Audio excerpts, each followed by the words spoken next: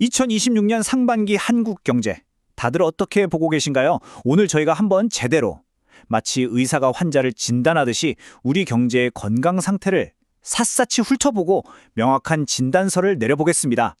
작년 말에 있었던 그 충격 있잖아요. 그걸 갑자기 찾아온 급성 질환에 비유할 수 있다면 2026 상반기는 상황이 좀 다릅니다. 이제 우리 경제는 쉽게 낫지 않는 만성 질환의 초기 단계에 접어들었다고 볼 수 있거든요. 자, 지금부터 그 병의 실체가 대체 뭔지 한번 깊숙이 파고들어보죠. 급성질환은 그냥 잠깐 앓고 지나가는 감기 같은 거지만 이 만성질환은 정말 골치 아프죠. 우리 몸에 아주 오래 머물면서 계속해서 영향을 주니까요. 경제도 똑같습니다. 이건 일시적인 쇼크가 아니고요. L자형, 그러니까 한번 푹 꺼진 다음에 회복을 못하고 아주 길게 저성장과 침체가 이어지는 상태, 바로 그걸 의미하는 겁니다. 자, 그럼 이 만성 질환의 첫 번째 증상부터 한번 살펴볼까요? 이건 우리 일상하고 정말 가장 가까운 이야기일 텐데요. 바로 내수 소비, 다른 말로 찢어진 지갑 현상입니다. 와, 이 표현 정말 날카롭지 않나요? 그냥 지갑을 닫았다, 이게 아니에요. 아예 찢어졌다는 거죠. 씀씀이를 줄이는 수준을 이미 넘어섰다는 얘기입니다. 그러니까 소비할 수 있는 여력 자체가 그냥 증발해버린 지금 상황을 이보다도 정확하게 표현할 수 있을까요? 아니, 그럼 도대체 왜 지갑이 찢어질 지경까지 왔을까요? 여기 그 이유가 아주 명확하게 나와 있네요. 자, 보세요. 실질 소득, 그러니까 내 월급은 사실상 줄어들고 있는데 물가는 계속 오르죠. 대출이자는 여전히 높죠. 이게 무슨 말이냐면요. 한 달 정말 열심히 벌어서 이자 내고 꼭 써야 하는 생활비 내고 나면 내 마음대로 쓸 수 있는 돈, 가처분 소득이라고 하죠? 그게 거의 안 남는다는 거예요. 그래서 소비시장에 아주 기이한 새로운 규칙이 생겨버렸습니다. 바로 초양극화라는 건데요. 이게 뭐냐면 사람들이 돈을 쓸 때 아예 다이소 같은 데서 파는 초저가 상품을 사거나 아니면 이건 정말 나한테 꼭 필요하다 하는 목적성 가치 소비에만 돈을 쓴다는 겁니다. 예를 들면 내 건강을 위한 영양제라든가 미래를 위한 자기계발 강의 같은 거요. 문제는 그 중간, 어중간한 가격대의 시장은 그냥 완전히 사라져버렸다는 겁니다. 이게 바로 2026년 상반기 내수 시장의 씁쓸한 현실이죠. 자, 이제 집안 문제에서 눈을 좀 밖으로 돌려보겠습니다. 안에서도 힘든데 밖에서도 두 개의 큰 압박이 동시에 우리 경제를 꽉 짓누르고 있어요. 이걸 이중고의 늪이라고 부를 수 있겠습니다. 여기서 우리가 정말 중요하게 받아들여야 할 현실이 바로 뉴노멀이라는 개념입니다. 높은 환율, 예전에는 곧 괜찮아지겠지 하는 잠시 겪는 폭풍우 같았잖아요. 근데 이제 아니라는 겁니다. 2026 상반기 내내 이게 그냥 우리의 일상, 새로운 기준이 되어버렸다는 뜻이에요. 자, 구체적인 숫자를 한번 보시죠.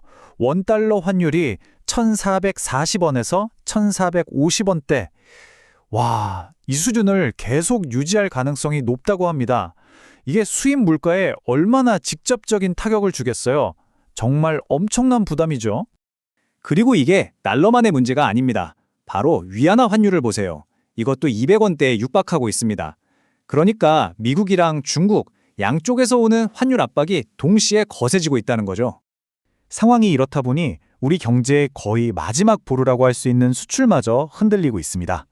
우선 미국, 경기 침체에 대한 공포, 아래 공포라고 하죠. 이것 때문에 우리 제품을 덜 사가기 시작했고요. 중국은 더 심각해요. 내수 경기가 회복이 안 되니까 공장들이 제대로 안 돌아가는 거예요. 그러니 우리가 그동안 팔던 부품이나 소재 같은 중간재들이 더 이상 필요 없게 된 거죠. G2, 즉 미국과 중국이 동시에 기침을 하니까 한국 경제는 독감에 걸릴 수밖에 없는 그런 상황인 겁니다. 자, 이제 마지막 세 번째 증상입니다. 우리 몸에 혈액순환이 막히면 큰일 나잖아요. 경제도 마찬가지입니다. 경제의 혈액인 돈의 흐름이 꽉 막혀버린 돈맥경화 현상. 투자가 그냥 올스톱, 완전히 멈춰버렸습니다. 이 과정이 진짜 기가 막힙니다. 한번 따라와 보세요. 일단 정부가 세금을 제대로 걷지 못해요. 나라 곳간이 텅 비었다는 얘기죠. 그럼 어떻게 되겠어요? 경기가 이렇게 어려운데도 경기 부양을 위해 돈을 풀 수가 없게 됩니다. 그러면 당장 정부 예산에 의존하던 산업부터 자금줄이 마르기 시작하겠죠. 이걸 본 민간 기업들은 어떨까요? 아, 정부도 돈이 없구나. 위험하다 싶어서 투자를 완전히 멈춰버리는 이런 끔찍한 악순환이 시작된 겁니다. 그런데 여기에다가 기름을 붓는 격인 게 있어요. 바로 부동산 PF 시한폭탄입니다. 요즘 뉴스에서 정말 많이 나오죠. 대규모 건설 프로젝트에 빌려준 돈, 이걸 제대로 돌려받지 못할 거라는 공포가 금융권이랑 건설업계 전체를 꽉 짓누르게 있는 거예요. 이러니까 그나마 남아있던 투자 심리마저 그냥 꽁꽁 얼어붙게 만들고 있는 거죠.